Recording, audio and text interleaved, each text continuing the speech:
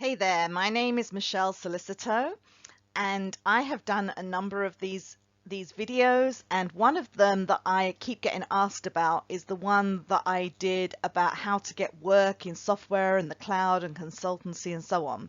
But I did it a few years ago and it's a little bit out of date now, so this time I've updated it for these days. So hopefully that will be more useful to some of these people that are asking about it. So the first thing when you're looking for work right now is to know what you are looking for and why. Write down on paper exactly what you are looking for. So anybody who does manifestations and so on like that, visualizations, you'll be used to doing this, but some people are not used to doing this. Write down on paper exactly what you are looking for. Describe your ideal job in as much detail as you can. Where do you work? Are you working from home all the time? Are you working in the office all the time? Are you working 50-50? What's the ideal for you? Are you located where you live right now? Are you going to move to a new location? Think about things like that. What are you doing in your job? What skills and what capabilities are you using that you already have? And what skills are you learning that you want to learn in the future? What new skills are you picking up? That kind of thing. Where are you going to stretch yourself and where are you going to just use skills that you already have? Which parameters are non-negotiable? For example, do you have to have a salary more than X amount? Do you have to live in a particular location? Do you have to have 100% remote? Think about which of those things are non-negotiable, things that you will not, no matter how much money they offer you, no matter how great the job is, you will not be able to accept if they don't have that particular feature. Those are the important things to know. Now think about the parameters that you are flexible about. Perhaps you prefer remote, but you would put up with having to go on site, 50% if the job was only 10 miles away, something like that. Maybe you don't really want to travel, but if the job is less than 25% travel, you'll consider it, that kind of thing. Know where your boundaries are and what you really won't accept and what you're open to or you're flexible about. Know the difference. That's very important. You have to know all this before you talk to a recruiter, before you talk to somebody in an interview. You have to know yourself really well first. Look at your top skills and your experience. What are the highlights of your career? What have you done? And can you put a number against any of that? For example, did you improve performance by 25%? Did you increase sales by 10%? What did you learn? What skills do you have as a result? Have you got certifications that prove that you have a particular level of skills? Have you done some training courses that you've got certificates for that prove that you know certain things? That kind of thing. Are there tests that you can do? For example, there are a number of websites like Odesk and BrainBench and other sites where you can test yourself on lots and lots of different skill sets, and it will give you a percentage or a pass or a fail, and that will tell your recruiter or your potential employer that you have skills in that particular area. Take the test a few times. If you fail and you get better, you don't have to show that you've taken it many times. You can just show the time when you passed. LinkedIn has some tests like that which can prove that you've got particular skill sets. I've actually done so many LinkedIn tests that I can't do anymore. They won't let me. When you've done more than 50, they don't let you do anymore. So do as many of those kind of things as you can. What are your skills that are really unique that nobody else has or very few people have, so that when you see a job that requires that skill, you can say, I really should apply for that because I'm almost certain to get that job because I've got that exact skill set. Maybe it's a combination of skills and experience. Maybe, for example, very few people have cloud migration skills for IoT experiences in the gaming industry or something like that, and you have that on your resume. Well, then if you see a job with that exact skill set and requirement, then you should apply for that job because you're probably one of few people that have that set of skills. For example, for me, multi-cloud is is a skill set that not very many people have, and so it makes me unique when I apply for a role that I've got AWS and Azure and Google Cloud. So that sets me apart from others. So if I look on LinkedIn for jobs, sometimes I put in those three keywords, AWS, Azure, and Google Cloud, to see if there are any jobs that require all three, because I will stand out in that environment. What are you passionate about? What do you really love or enjoy? What would you do even if you didn't get paid? That can be combined with your skill set to find your ideal job. For example, I've been looking in a number of jobs in the voluntary sector. I really love helping people who are less fortunate than others. Homeless, anything like that, Humana, for example, anything like that. I've been looking at a lot of the non-profits. I feel nowadays self-actualization is important to me as I'm getting further along in my career. I would like to help others through what I do, as well, on top of my normal role in my job, if you like. Which industries or roles do you think specifically need your expertise or your skill set? For example, I've got cloud skills across all three clouds, across many industries. So maybe that would make me a good candidate for a job at Google or at AWS or at Azure, because I've worked in lots of different environments in cloud, so that I could work with many of their customers and many of their use cases. Any areas that you may be weak on, be aware of those too. You can get extra training before you do an interview. And for example, LinkedIn and so on will often give you free access to their training for a short period of time, or go to udemy.com group chats on like Facebook and so on, and you can get coupons for free access to courses training you in different areas. Find the cheap or the free options where you can to get those extra skills, or if you can afford it, pay for the training course. For example, with Udemy, I think it's $29 a month, gets you unlimited training on so many courses. It's untrue, it's so many. Know where you can be flexible. Could you take a pay cut if the role really was great and had great prospects for the future? If you have a job that wants you to move to a new location that you don't really want to move, could you move if you really have to? How desperate do you have to be before you'll take that move? How much money in relocation fees would they have to give you in order to make that move? That kind of thing. Think about the area that you're moving to. Is it a lot more expensive to live there than it is where you live? For example, I was offered a great job in California, but when I looked at the comparison in living costs, I realized actually I'd be worse off in California than I would be staying here.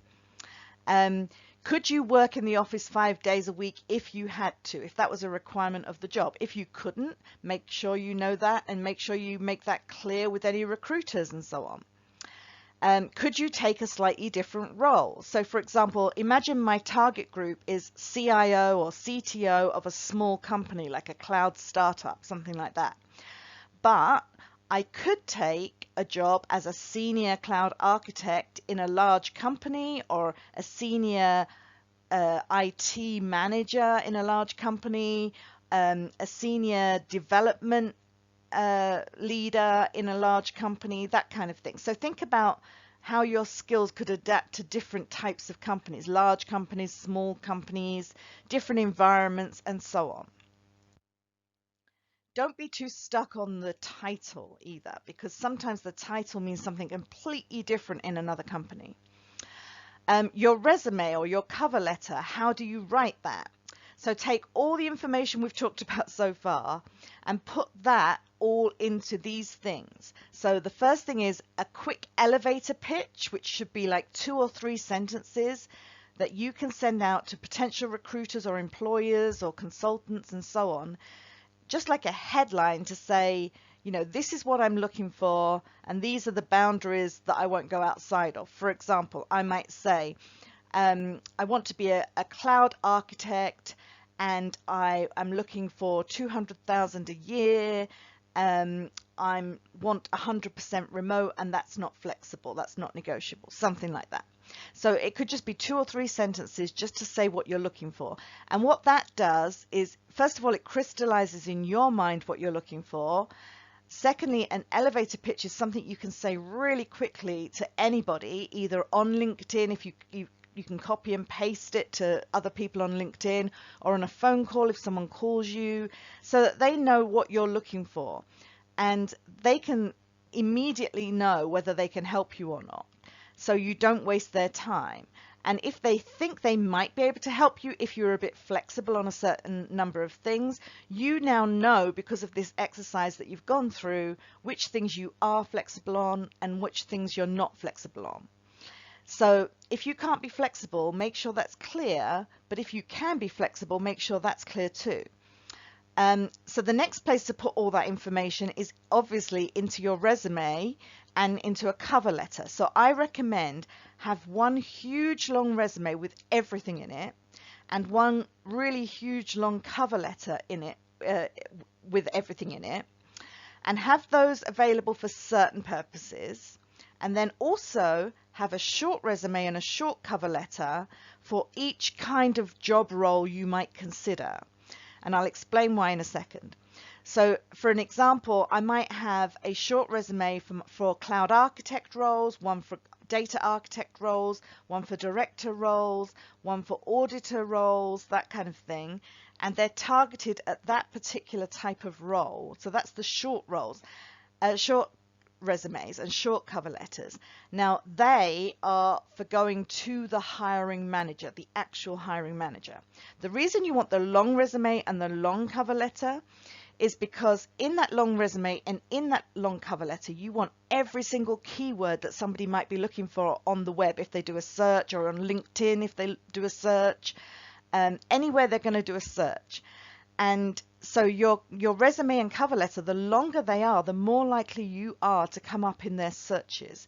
So if I have HTML5 7 times in my resume, I'm more likely to come up in the search that the recruiters are doing for HTML5 skills than other people who've only got it once in their resume. So the longer your resume, the longer your cover letter that's out there on the websites, the more likely you are to get that call from the recruiter saying, can we talk about this particular role or another role, or what roles you're looking for, that kind of thing. So the long resume and the long cover letter is for that purpose. The short resume and the short cover letter is once you've actually got through that process, through the recruiter process, to the hiring manager. The hiring manager is going to want a much shorter cover letter and shorter resume that pinpoints the areas that you're best in to that particular role. Still be aware that you may have to rewrite your resume or cover letter specifically to particular roles as well. So just be aware of that. Now, the other place you want to put all this information that we've just talked about is into your LinkedIn profile. Now, you should be accumulating your LinkedIn profile as you go along, every job you have and so on, every certification you have, every training you have and so on. But if you haven't done that, do that now. Put in every single job that you've ever had. Make sure all certifications, all trainings are on there. Any recommendations from customers or from clients or from employers or people you've worked with, make sure they're on your LinkedIn profile. Make sure your LinkedIn profile looks beautiful, and I've got some tips on how to do that in a second. You can also consider having 2 LinkedIn profiles depending on different skill sets. So you could have a LinkedIn profile for cloud architect and a LinkedIn profile for CTO. You could have a LinkedIn profile for auditor, for recruiter, for whatever job you want to do. Have different LinkedIn profiles, and that's okay. You're allowed to do that. A lot of people are worried about feeling like they're lying or they're misleading people if they have more than one LinkedIn profile. I don't see any rule that says you can't do that. Make sure that your resume is eye-catching. So once you've got your resume in front of someone, you want them to really notice some key things. So if you are comfortable with that, have a photo of you looking professional at the top of your resume. That's another thing you should have on your LinkedIn account. have a nice photo at the top looking professional. You can also do some more stuff in your LinkedIn profile, and I'll show you some of those tips in a second. Your LinkedIn link or URL should be at the top of your resume somewhere also, because just about every recruiter, just about every hiring manager is going to look at your LinkedIn. That is just the way it is. Your headline or your elevator pitch should be at the top of your LinkedIn, just giving a couple of sentences indicating what you're looking for. Don't put salary in there though, not in your LinkedIn and not in your resume. Don't put anything that might put them off you. Don't put that into your resume. List the highlights of your career. So maybe the top 3 jobs or something that illustrate that particular skill that you have, any certifications that you have in that area, your top skills list, that kind of thing. If we're talking about your long resume, then add in as much information as you can with the keywords that you think people will be looking for. So for example, if you've done 5 jobs with HTML5, then detail those jobs out and say the word HTML5 as many times as you possibly can in each of those job descriptions. Really repeat any keywords they may be looking for. In your LinkedIn profile, you should do the same. Use a lot of keywords because that's how people find your LinkedIn profile too. In LinkedIn, you have a lot of tools at your disposal, and I'm going to go through a few of those. There's also freebies on LinkedIn. So for example, you can get an upgrade to premium for a month for free. So take advantage of things like that. Premium allows you to see who's looked at your profile. So then you can click on that link and go and talk to them and that kind of thing. It also tells you analytics. So who's actually reading your posts or who's looking at your profile, that kind of thing. Sales Navigator can help you find leads for jobs. So that may be companies that need your skills and that kind of thing.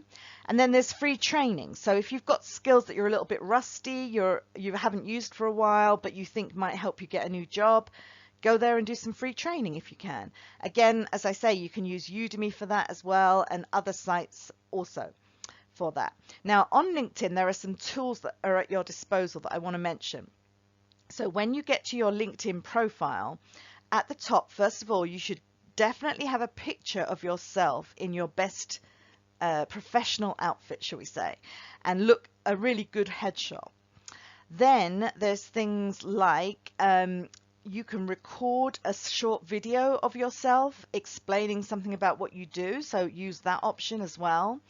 There are all kinds of cleanup options, and we'll talk about some of those for cleaning up your LinkedIn profile. It also does some nice sectioning for you automatically, so it will help prompt you to write the right things into the right sections of your profile, but make sure you use as many of those sections as you can, because all of them can be used by recruiters to find you. Okay, so what you want to do is try to make it as easy as possible for recruiters to find you if they need your particular skill set and so on. So that's what you're trying to do with your LinkedIn profile. Now the other thing that you can do in LinkedIn, and it's via a link that changes, so I'm not going to give you the actual link, but from your profile you can download a resume, and it's basically a PDF, or actually you can have a Word document as well. The PDF is generated from your LinkedIn profile and basically formats everything beautifully and creates a great resume from your content on LinkedIn. I highly, highly recommend using that, and using that PDF or that Word doc as, you know, your big resume that you send out to people and that has all the keywords and that kind of thing in. That's a great way to do that. Resume part 2. So as I said before, use LinkedIn to generate your resume using that PDF generator. There's a lot of artificial intelligence tools now to improve your resume, and we're going to talk about that on another slide. However, I just want to point out the fact that those artificial intelligence tools First of all, they're great to use. They can improve your resume greatly, but they also help you learn about artificial intelligence, and that's a really big area right now. It doesn't matter what career you're working in right now, artificial intelligence touches it in some way. So if you can use those tools to create your resume, you've got something you can say in the interview, even if you've never really used artificial intelligence tools to your knowledge in anything else. You can say, I used it to create my resume and to format my resume, and that's really impressive to a potential employer that you know something about artificial intelligence, no matter what industry you're in, no matter what career you're looking for. Also, send your resume out to something like Resume Rabbit. I use Resume Rabbit.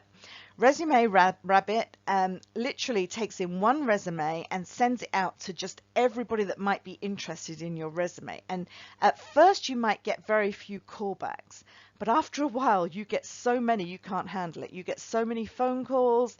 On your Resume Rabbit inbox, you'll get lots of people sending you jobs and asking if they're suitable to you. Make sure you go back to resumerabbit.com and look at your inbox. But they send it out to many sites. Now, they may automatically do that. It's like about $50, I think.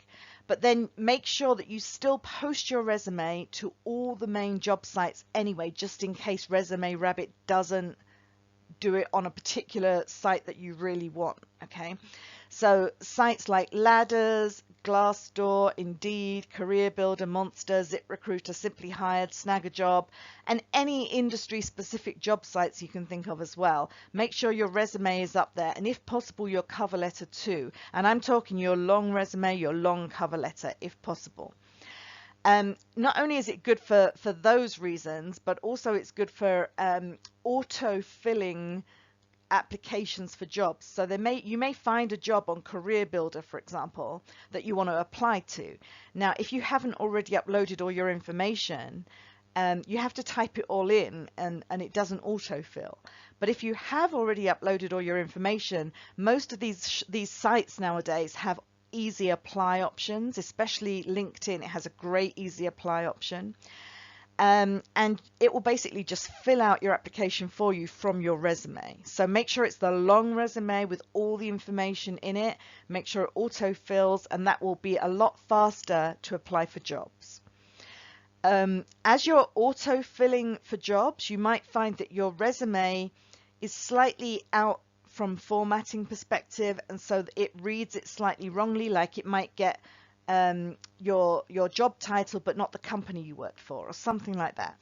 So as you notice those problems, change your resume so that the formatting is correct, so that these auto fillers work better, because you'll save yourself a lot of time over the long run.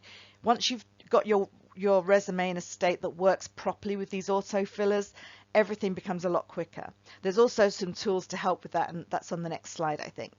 So another option, especially if you're going to work in the IT industry, but not just in the IT industry, there's websites like Upwork.com, Freelancer.com, Odesk.work, and others.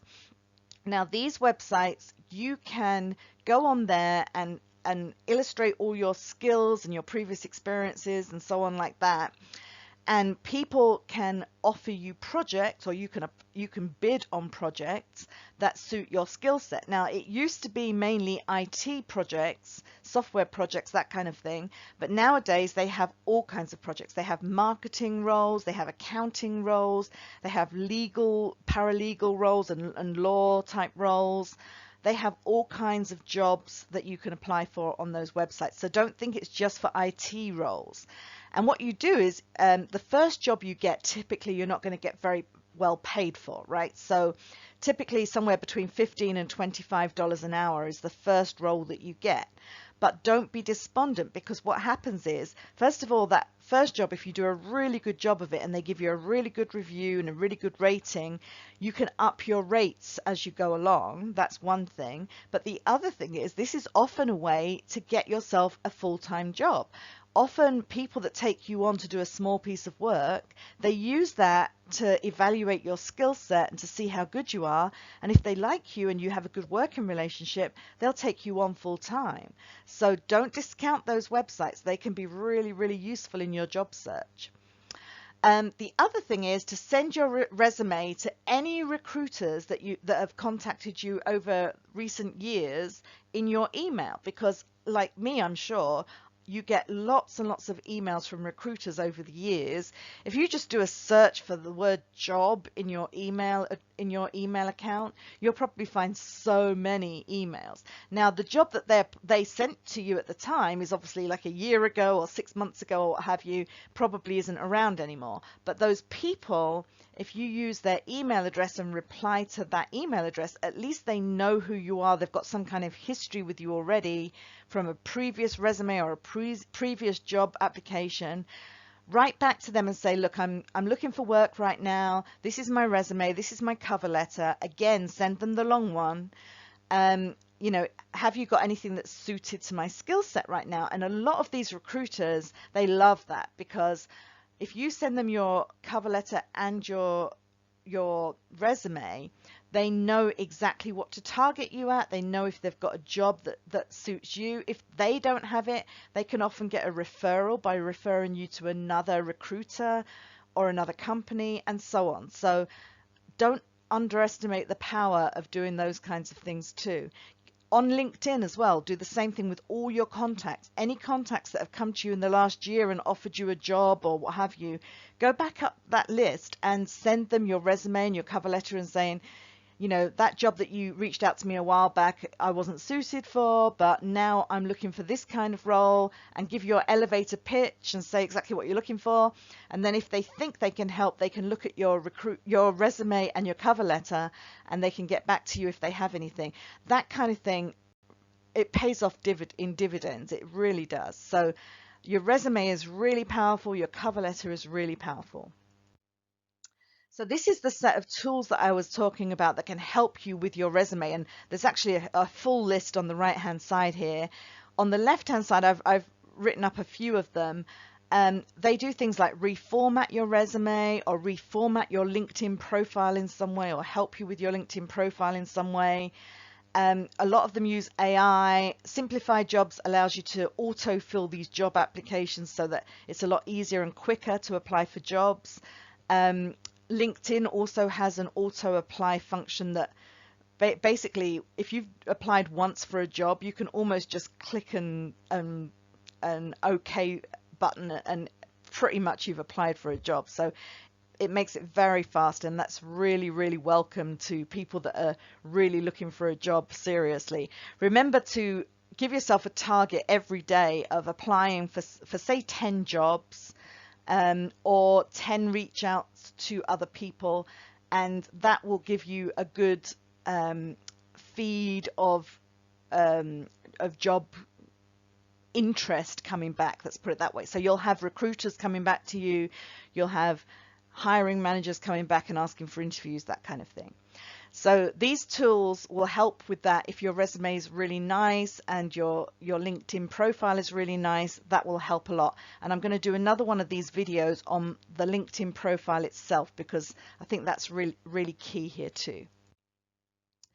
So the next thing to know once you've got all your resume and your cover letter and everything already, and you're waiting for these recruiters to start calling you back about jobs, for you to find out who is hiring. So people that you've worked with before, people that are colleagues now, friends, that kind of thing. Just find out through all of those connections on LinkedIn or Facebook or wherever, where they are working, whether they are interviewing for any jobs that are in your ballpark, whether they've just been hired by a company, whether they've just been interviewed by a company. Sometimes on these job boards, there are jobs that are really not real jobs. We call them ghost jobs. And there's all these job listings, and you think there's lots of jobs out there, but actually only 3 or 4 of those are actually really hiring for a job. Some of them are just testing the market. Some of them are just trying to make it look like the company's hiring when it's not, that kind of thing. So if you find out from people in your connections and so on in your network who's really hiring, you can target those companies, because that's where they're really recruiting, they're really taking on new people and so on. And If companies have recently laid off a lot of people with your skills, it's probably not worth wasting your time applying to them, because they're probably not going to be hiring anyone in that field in the near future because they've just laid off a lot of people. So try to be aware of any of those kind of things. Look in the news about each company and see if they've laid off people with your skill set. Alternatively, if they've been like recruiting like crazy for your skill set and they can't find anyone, they're the ones to target. Before applying for a role, check how many applications they already have if you can. Now, some websites show this, some don't. LinkedIn is great at showing this. So just about every role you apply for in LinkedIn, it's going to show you how many applicants have already applied. Now, if I've got a rule of thumb, if there's more than 30 people that have already applied for a job, I don't even apply, because the chances are they're not even going to see your resume. They probably take the first 30 and just look through those, okay? So probably don't apply unless you are like a unicorn in that area. You're the only person with the skill set that they really need, and you're going to stand out in the crowd, then you might think about applying. If you can be the first applicant for any job, you're at a huge advantage. So if you happen to be online when someone posts a new job and you see that no one's applied yet, it's very much worth your while applying for that job. Even if your skill set doesn't entirely match that job, because you're the first one, the chances of you getting at least an interview, getting through the door, is very high. So the fewer people that have applied, the more likely you are to get that job. That's just the way it is. So, you know, look out at those numbers. On LinkedIn, I love that, the fact that they tell me. Also on LinkedIn, they tell you the ballpark salary range usually, or rate range if you're contracting, so that you know whether you're applying to a job that's, you know, within your ballpark, at least salary wise. Remember, we came up with that list of what you're flexible about and what you're not flexible about. Salary is often the one that you're not flexible about. So that's one thing to watch out for. Again, other factors that you are not flexible about, you know, check that carefully. For example, in LinkedIn, you can now search for remote jobs only. So in the old days, you only used to be able to select by the area in which you wanted to work, but now you can also say remote. So I often just type in cloud on the left-hand box, and then location, I just put remote, and I get back all the cloud roles that are remote roles, and that can really speed up my job search. If you've been looking for months, if they have been looking for months for people for their job, for their role, and no one has applied, or they haven't found anyone, they may be willing to accept your limitations, if you like. If you have some limitations in that area, but you have some strengths too, you know, it's worth applying then if they're really stuck trying to find someone. Because you might have a skill that they can't find anywhere else, or you might be willing to work in the office when most people will only work remote, and that kind of thing. So maybe there's something about you that makes you the best person for that role, that maybe in another situation it might not seem like you're the right person for that role, but because they've been looking for a long time for somebody, maybe you are. One of the things right now is a lot of IT roles are having a lot of trouble hiring if they're insisting on people being in the office, because a lot of IT people want to work remote nowadays. So if you are flexible about being in the office, then you might have a big advantage over other people because you're willing to work in the office.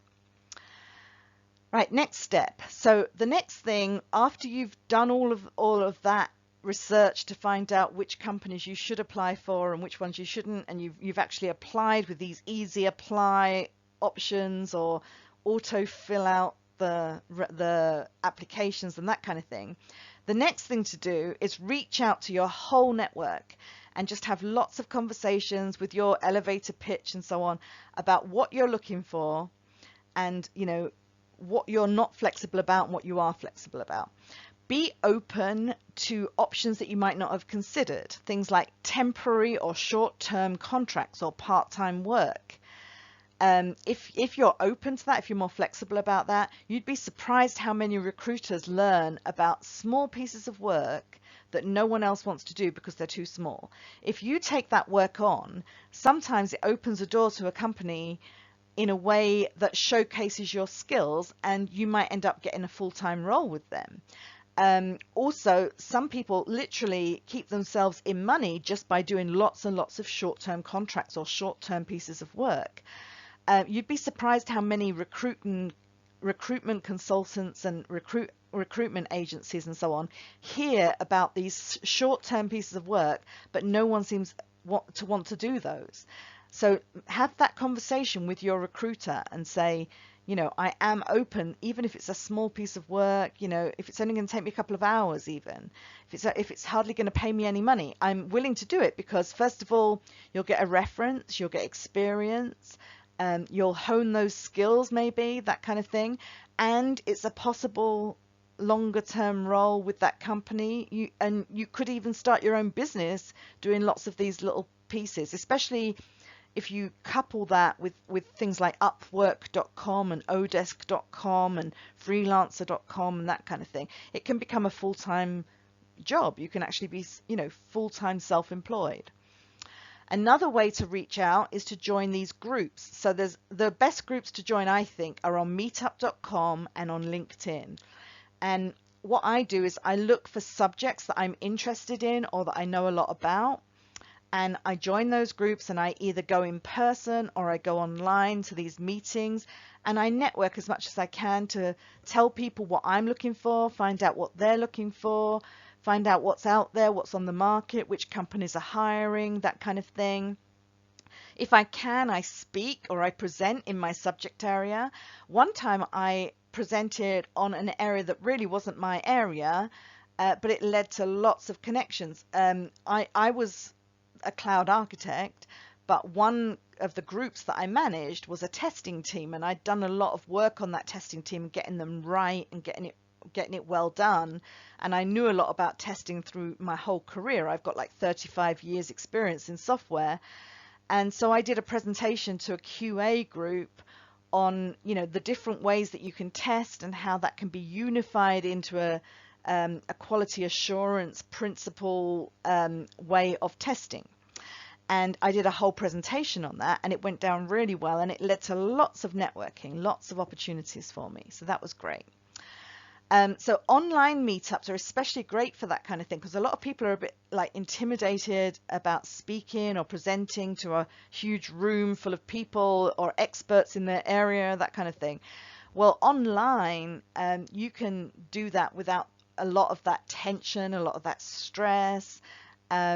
And, you know, that's a great way to get people to know about what your expertise is in, your specialist skills are in, and maybe only do it for like 10 minutes or 15 minutes rather than a long presentation in front of lots of people. That's very intimidating. So online meetups are a great way to do that. There's also Toastmasters, if anyone knows about that. Toastmasters is a great way to get your elevator pitch out there, if you like, while learning some presentation skills and so on. What Toastmasters is it's a group of people that meet, and there's like meetups everywhere all over the country. I've got one like 3 miles down my road. And you meet up once a week or once a month, depending on the group, and you present on whatever the topic is of the night, or you can choose a topic, or you can talk about your business, and people evaluate your talking skills, your presentation skills, and it's great. It really is great. It's all about how to connect with your audience. It's all about how to really express your passion and enthusiasm and get across your points and teach other people about issues or what have you. It's great. I love it. So that's another way to, first of all, network and get yourself out there and meeting people, but also to improve your skills and your presentation skills. But I know that Toastmaster can be very intimidating to a lot of people. So online meetups are a first baby step towards that. The other thing to mention on the reach out slide is have a business card. Now, business cards are really cheap to get hold of. You go to UPS and they'll give you 150 of them for about $10. It's crazy. And there are loads of places that offer those, and they can be really simple business cards or they can be really elaborate. It's up to you. You know, FedEx does it. All of the big companies do it. So also you can have a website either built for you or you can build it yourself. Sprues.com is free and you can set it up really easily. You don't need any skills in website creation or anything like that. So have a business card with your website on it if you can. And on your website, just put anything that proves your skill set. For example, for me, on mine, I have white papers that I wrote. I have articles that I wrote, books that I've written, videos that I've done, anything that I can put up there, my resume, my cover letter, all of that stuff, videos, everything, courses, links, everything. So anything you can do that proves who you are and what skill set you have and can be on your business card, so that when you go to a meetup or what have you, you can just hand your business card to someone and then they can look at the website and find out who you are and all about you. On your website, don't forget the link to LinkedIn, because everyone wants to see your LinkedIn these days and it should be on your website. Okay, so the next thing you can do is you can help others. Sorry, I've gone too far. Let me go up one. Let me go back. There we go. My computer is messing up a little bit here, sorry. Okay, we're going to just skip a page. So when you actually get to the interview stage, and you're going to have an interview, that you need to do some preparation before your interview. So look for the keywords in the job description. What are the things they're really looking for?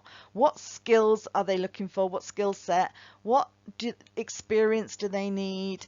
What are they really looking for? Now, the things that you can already do and you know really well, that's great, but make sure you can talk around them and give lots of examples and so on. What you need to look for are the things that you're not quite sure about. So keywords that you're not sure what it means at all and you need to research it.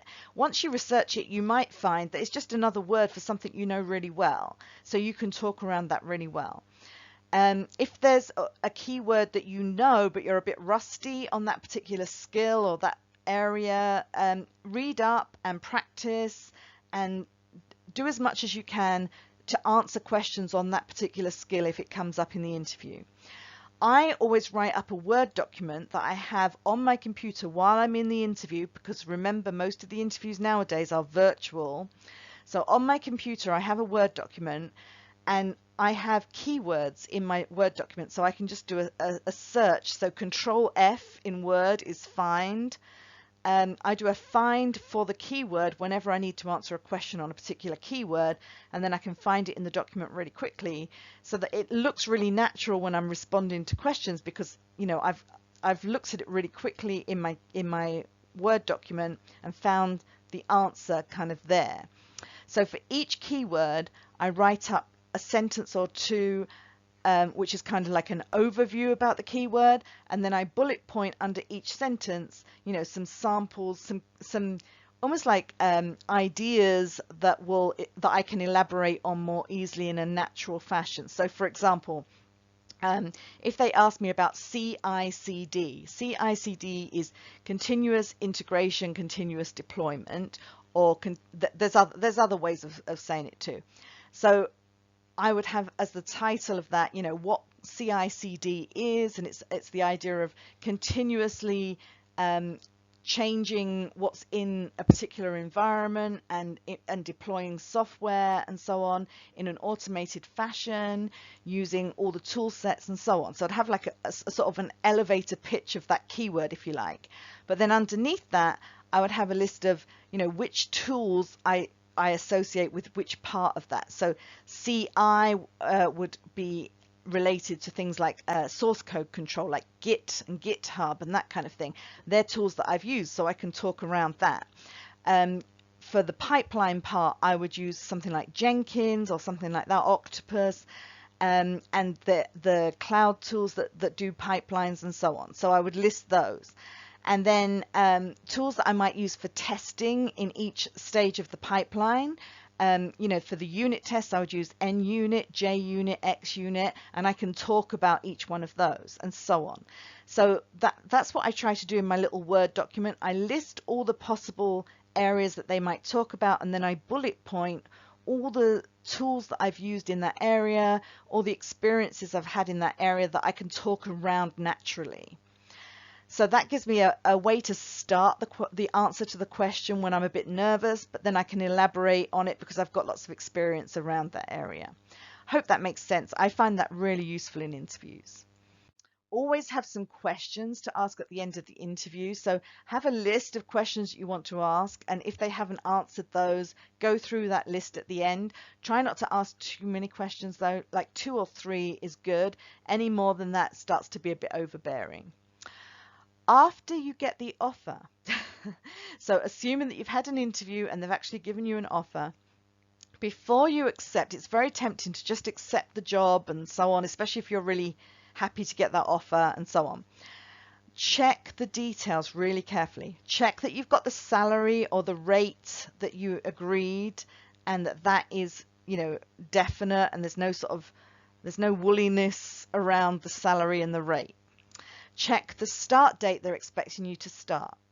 Check the benefits that they're going to pay you. So do they give you paid PTO, that kind of thing? How many weeks?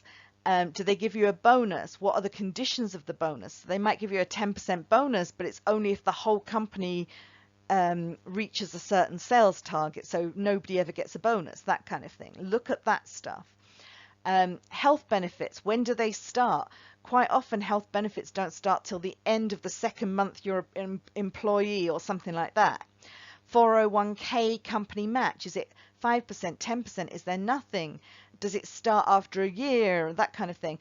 Any shares and that kind of stuff. When do you get the shares? When do they vest? Because vesting is very important, because you might feel rich, but if you leave before they vest, you don't get anything, that kind of thing. So look at all those factors and anything else around the whole role before you accept, and make sure that your acceptance is pretty much final, that they're not going to back out for any reason apart from background checks and things like that. But, you know, make sure that that's final before you turn down any of your other roles or offers that you're in the process with, because you might accept that role, they turn you down for some reason, and then you've got nothing else to fall back on because you've turned down the other roles. Keep those other roles going until you're really sure that you've got that job. That's what I advise, because I once had a situation where I accepted a job, so I turned down all the other roles that I was in the process of, which there was 4 of them, and then the company turned around and said, sorry, we've decided not to hire you, for no reason, for literally no reason, budget reasons. That was it. So then I was back to square one, and it was a very difficult time for me, I can tell you. So compare offers and see what salary, what benefits, what start date, what everything involved in the package, if you like. Compare those so that if you get offer 1 and offer 2 at exactly the same time, you know which one you're going to turn down or which one you're going to accept. But don't forget, don't accept a job if you're not absolutely sure that, well, don't turn down a job if you're not absolutely sure that you've got the job that you're accepting. And also, you can accept that job, and then later, if the other job comes through as well, you could actually take the second job. Try not to do that very often. It's really not thought of very highly by recruitment companies and so on. But, you know, if it does happen that way and the second job that comes through is a really much better job, better fit for you and so on, then you can turn down the one that you've actually accepted. You can do that. You may not feel great about it. You may get a little bit of upset from the recruitment company, but you can do that. Don't feel like you can't. And then celebrate because you've got a new job. So make sure everyone knows that you're starting a new job. Help others to get a new job if you can in your new job. So find out what jobs are available in your new job, in your new company, and like try to connect your connections to help them get a job. Karma comes back to you. If you help others in their time of need, they'll help you. And it just helps the universe, I think, be a better place. So I hope this helps you. I'll also do another video on LinkedIn and your LinkedIn profile, and I'll post that pretty soon too. Thanks.